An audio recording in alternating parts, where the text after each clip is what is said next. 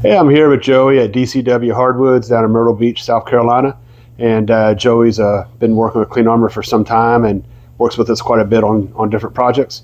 And so we're down here today just shooting a few videos. First one Joey thought would be great for everybody to see is just some talk on sanding and how to sand and what sandpapers are best. So I'll give it away to Joey.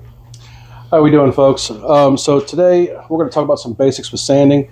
And you may have heard this before, and I know it's not the most exciting topic in the world, but if you're doing finish work, sanding is hugely important. It's also a big time sink when it comes to profit in a shop. So let me talk to you about a few things that are going to save you time and money, because sandpaper is not cheap, and neither is your time.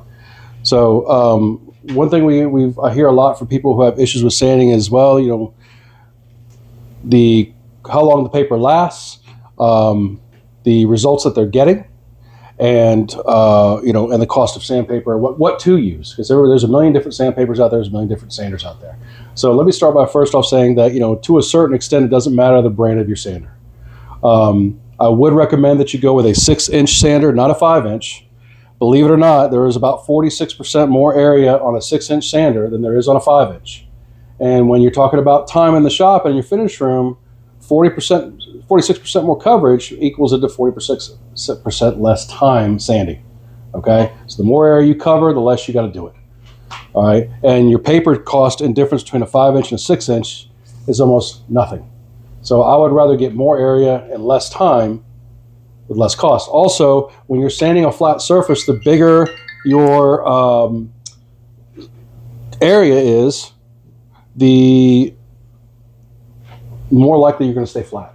So small sanders can tend to follow the contour. A big sander will a lot less likely to follow contour. That's why when you see automotive, they've got these big flat ones for doing large pieces to make things are flat. So you want a big sander, okay? Second thing is we like to cover is you can see the difference in pads here, okay? So this is a thin pad. This is a thick, soft pad. So this is Festool's hard pad. This is Festool's 1/2-inch soft pad. Now, we do not use soft pads or interface pads like these when doing flat surfaces. And there's a reason for this. Your wood grain on all your wood or your grain lines is always harder than the material in between. This is your pulp wood, this is your grain wood. Grain wood's always harder. So if you take it and you sand it with a soft pad and you push down on it a little bit, like we all do, put some weight on it so it cuts, this is going to raise over, and then it's going to go down in the valleys. It's going to make those valleys deeper and the peaks higher, okay? And it's going to get this really wavy look on your top, especially when you're dealing with softer woods, okay? Harder woods, not so much. Tight grain woods, not so much. But if you've got a wood like monkey pod, perota, pine, or cedar, cypress, any of your softer materials, redwood, sequoia, they're going to do that. And you want to not use a soft interface pad unless you're doing contour work. A hard pad without an interface pad, I know that you like to use interface pads because it's less likely you're going to wear the hook and loop out on these, but these are about $10, these are about $30. You're better off with using the interface pad and letting them go bad than you are just to keep from saving $10 and creating more work on your sanding, okay? With that being said, you've got multiple types of paper. So you've got the kind with no dust collection. All right, you see on Amazon, you get the cheap Chinese stuff. One thing I would recommend when using Clean Armor is don't use aluminum oxide paper. Clean Armor has silica in it. You need a ceramic grit paper to effectively cut this, or you're going to spend a fortune in sandpaper because it's just not going to wear it out too fast. All right. The other thing is you do want to use with dust collection, but stay away from the cheap brands that have the stamped dust collection ones like this with the paper. The reason being is those stamps usually leave a spot on the edge where a grit usually catches, or a cut edge, and that translates into pigtails in your work, okay? So stay away, and you also need to have adequate dust collection, because if you don't, this stuff's going to cake up on it, it's going to create little pills in your paper, and what those pills will do will start leaving pigtails as well, okay? The other thing is you have your mesh papers, right? This is a mesh, 3M, Mirka. You have a paper-backed, this is a Mirka, and then you have your resin-backed papers. The resin-backed papers we find last a lot longer, they're a lot tougher. If you bump up against an edge, this is going to hold up really, really well. Or if you're doing a cutout, for example, here, and it drops over, and then it comes over like that, it's not going to wrinkle the edge on a resin back paper. Where if you get a paper with a mesh, it's going to crease that edge like that, and it's going to fold it over and flatten it, and this is going to cut pigtails all in your work. Okay, so these are great for just doing normal wood or flat surfaces. Terrible for curves and terrible for clean armor because it just doesn't hold up. The grits on this really thin little pieces of thread they end up breaking off. They just don't last. I can literally go from here to here with this paper, and you can watch it cut less and less and less and less as you go. Okay, so, and that's any aluminum oxide paper. To date, the best paper I've found is the Merca Galaxy, which is this stuff here. Works excellent. It lasts longer than anything else I've used so far. We usually use 320 in between coats. You do want to have a block like this over here, which is a rubber block. It's basically a giant eraser. This one's just cut in half.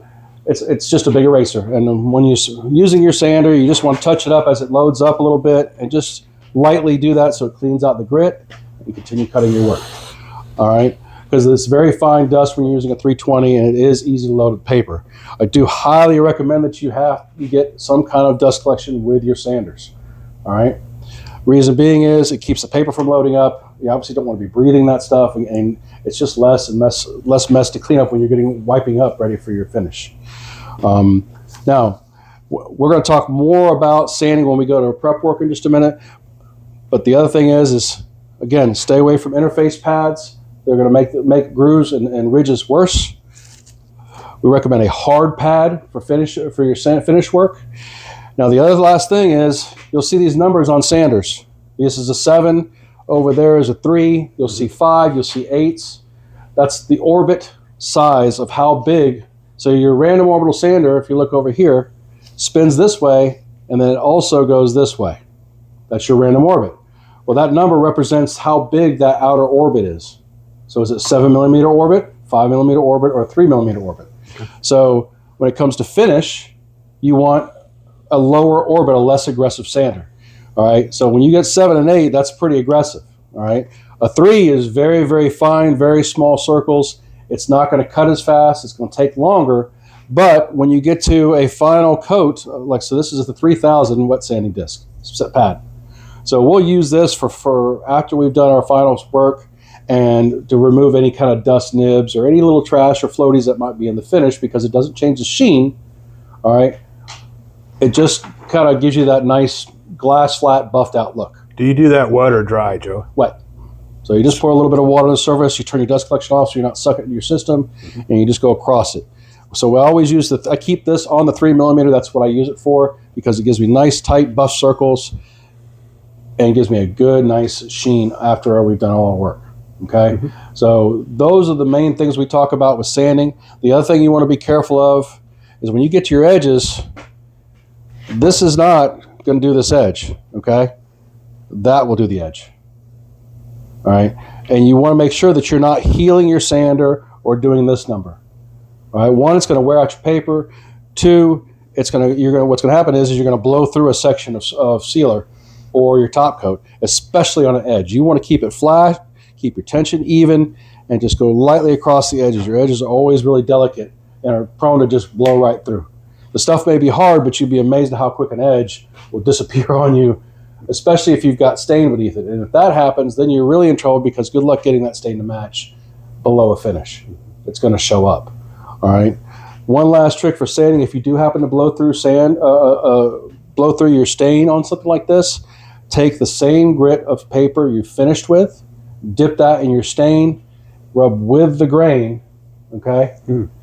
That will put that stain back in that, wipe it back with a clean cloth, and then go ahead and put another top coat over it.